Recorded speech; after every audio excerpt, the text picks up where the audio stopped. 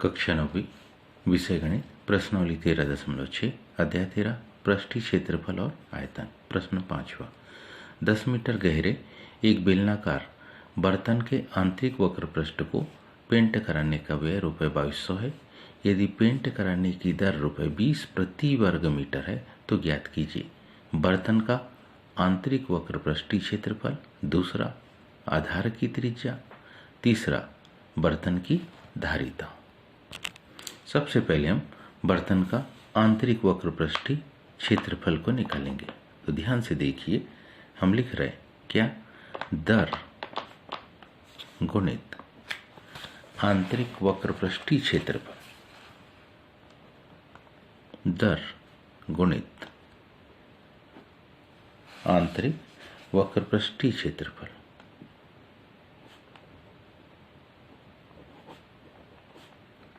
इन दोनों का जब हम गुणा करेंगे तो क्या आ जाएगी, पेंट करने का व्यय आ जाएगा।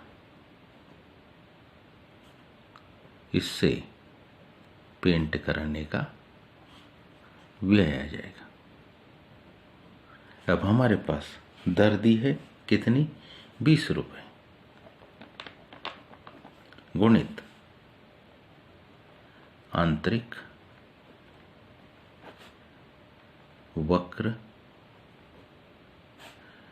पृष्ठीय क्षेत्रफल और पेंट कराने का व्यय दिया है कितना, ₹2200। इस 20 से 2200 को जब काटेंगे तो हम जानते हैं 1 शून्य से 1 शून्य कट गए, 2 से 220, 110 बार कट जाएगा। तो क्या जाएगा, आंतरिक वक्र पृष्ठीय क्षेत्रफल, आंतरिक वक्र पृष्ठीय क्षेत्रफल 2200/20। जब काटेंगे तो माना जाएगा कितना, 110 वर्ग मीटर। ये हमारे पास पहली माप कंप्लीट हो गई। दूसरा निकालेंगे अब आधार की त्रिज्या। दूसरे में हमारे पास है क्या, क्योंकि बेलन का वक्र पृष्ठीय क्षेत्रफल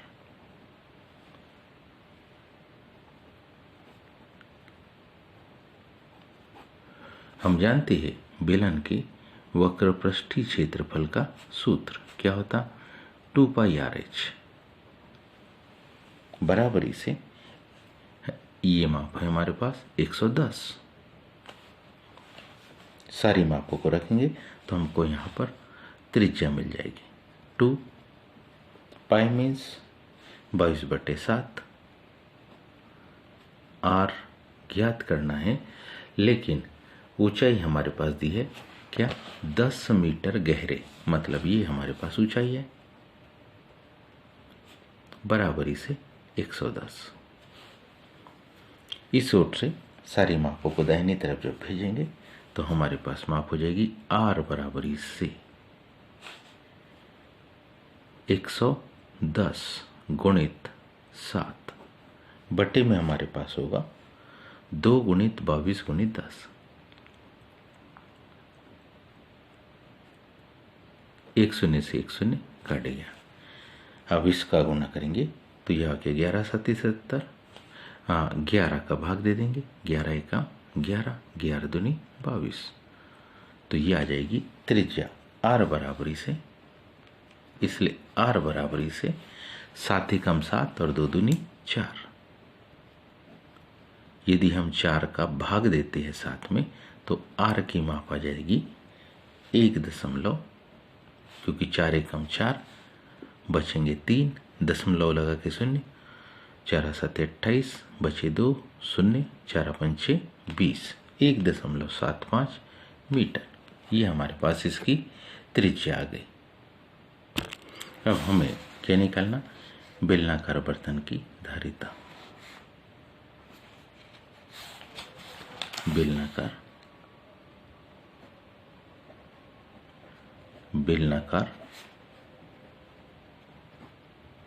बर्तन की धारिता। तीसरे में हमको निकालना ये क्रमांक 3।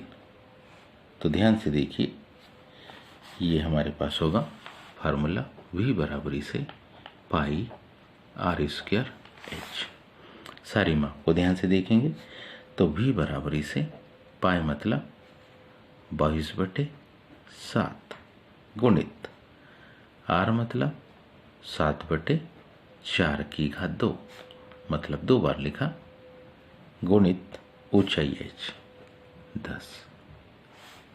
अब हम जानते एक साथ से एक साथ को काट दिया, 2 दूनी 4, 2 11 22, 2 पंचे 10। अब इन सारी मापों का हम गुणा कर लेंगे। तो 11 7 77, 77 का 5 में गुणा, 5 7 35 के 5, 3 5 7 35 और 3 38, 385/4। अब इसका हम इसमें क्या करेंगे, भाग देंगे। ये इसकी इकाई आ गई मीटर की घात 3।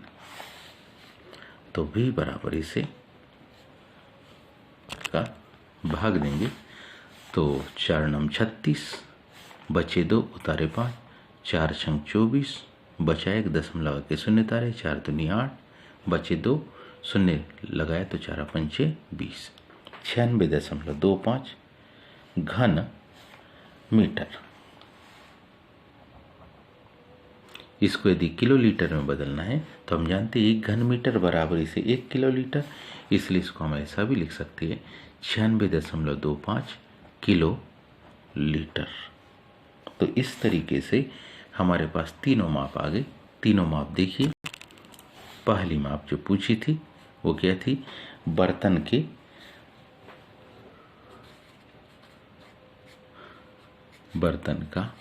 क्या आंतरिक वक्र पृष्ठीय क्षेत्रफल, बर्तन का आंतरिक वक्र पृष्ठीय क्षेत्रफल। तो ये हमारे पास आ गया कितना, 110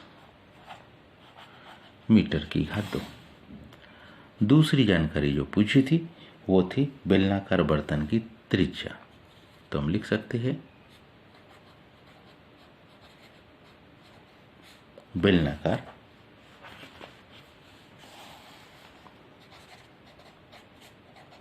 बर्तन के आधार की अभिष्ट त्रिज्या, बेलनाकार बर्तन के आधार की अभिष्ट त्रिज्या। तो ये R बराबरी से कितनी थी, इसको हम 7/4 मीटर भी लिख सकते हैं, या R बराबरी से कितनी 1.75 मीटर। और तीसरी जानकारी, बेलनाकार बर्तन की धारिता निकाल ली हमने।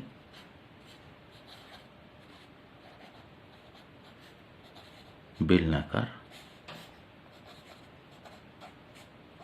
बर्तन की क्या निकाली, धारिता। तो बेलनाकार बर्तन की धारिता यानी कि V निकाली हमने 96.25 घन मीटर, या V बराबरी से 96.25 किलो लीटर। उम्मीद है आप सबको समझ में आया होगा। आज के लिए इतने ही, शेष कर धन्यवाद।